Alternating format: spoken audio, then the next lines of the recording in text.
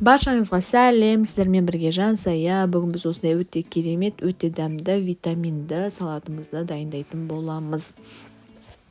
Ең алдымен біз ол салатымызды дайындау үшін орам жапырағымызды осындай өте жұқа етіп турап аласыздар. Өте жіңішке болуы қажет. Кейін тұзымызды салып, жақсылап тұрып, қолымызбен осылай қысып басасыздар. Суы шығуы қажет.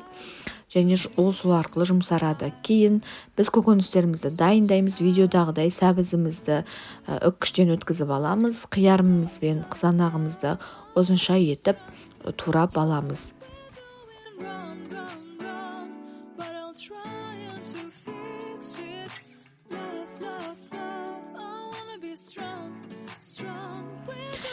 Кейін жаңағы орам жапырағымызға сірке суын қосамыз. Оған жарты қасықтай, міндетті түрде 9% болуы қажет, одан көп керегі жоқ.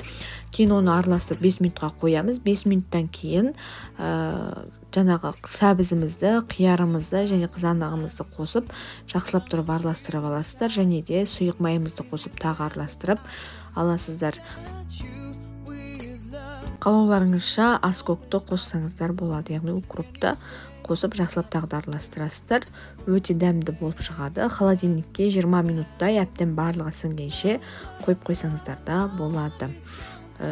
Өте дәмді болып шығады, керемет. Салат міндетті түрде жасап көріңіздер.